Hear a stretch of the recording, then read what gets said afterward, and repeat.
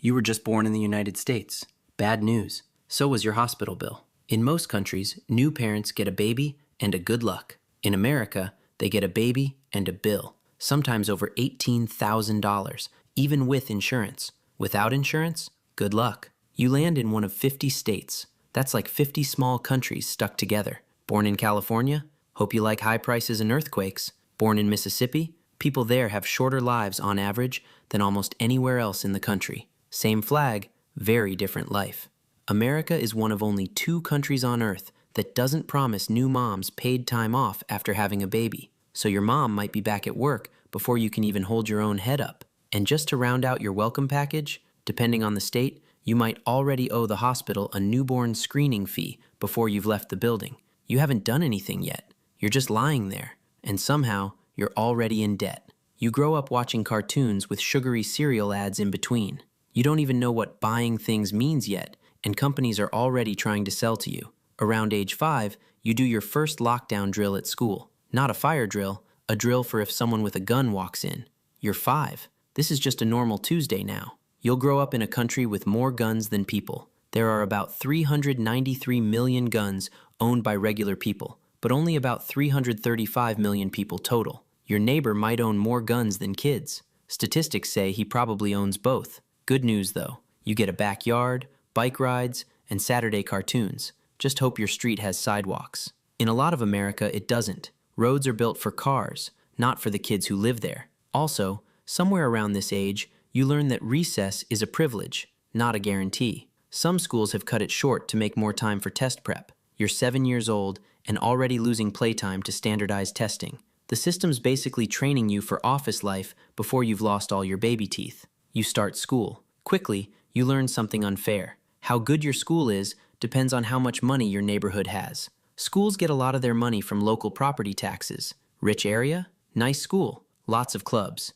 Poor area? Even a few miles away? Some schools are using textbooks older than your parents. You thought school was a right for everyone. Cute idea. It's really more like a real estate gamble you didn't choose. Lunch isn't much better. In 2011, Congress actually ruled that tomato paste on pizza counts as a vegetable. So yes, pizza is a vegetable now, legally. You memorize all 50 state capitals, but nobody teaches you how to file taxes, something you'll have to do every single year as an adult. Cool plan, school. Oh, and good luck with that bake sale fundraiser for new textbooks. In a country with one of the biggest economies on earth, plenty of teachers still spend their own money on classroom supplies just so kids have pencils. Somehow, the wealthiest country in the world and teacher buys glue sticks out of pocket exist in the same sentence. Welcome to your teen years, where your biggest worry should be acne. Instead, it's whether you can afford a doctor for it. About 1 in 4 working adults in America skip seeing a doctor because of the cost.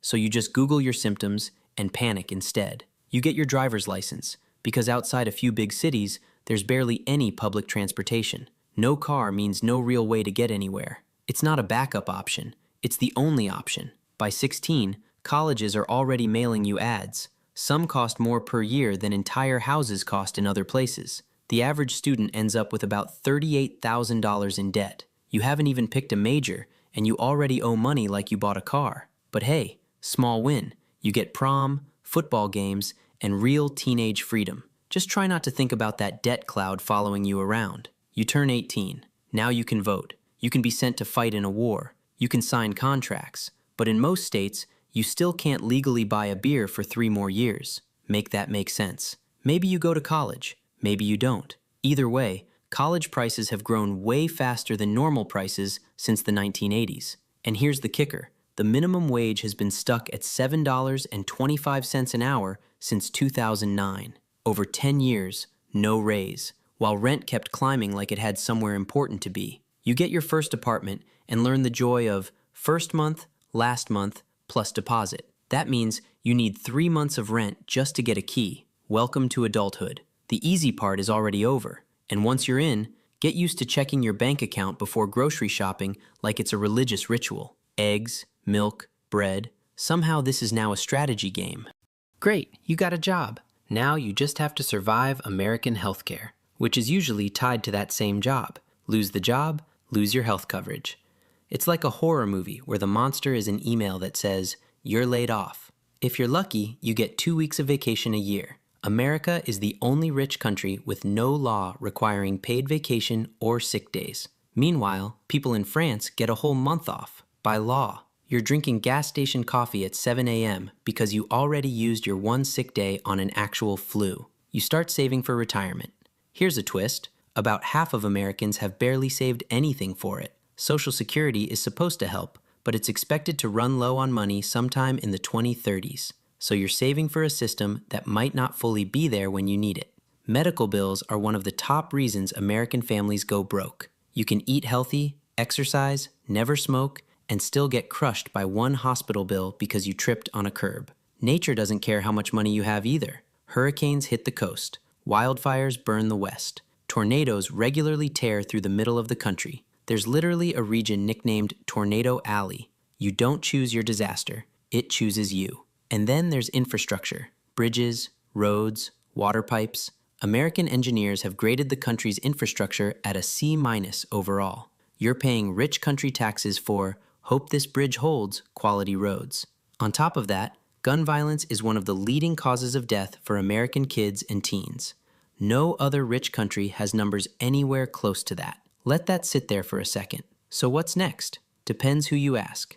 America has one of the biggest economies in the world, but also one of the biggest gaps between rich and poor among wealthy countries. You might get rich. The American dream technically still exists, but here's the catch. Where you're born is one of the strongest hints at how much money you'll end up with. It sounds great in speeches. It's a lot rarer in real life. Climate change will reshape places you grew up near. New technology will reshape jobs you trained for. And politics has gotten so tense that family dinners now need a referee. But hey, here's a small win. You can say almost anything you want about all of this, out loud, online, thanks to the First Amendment.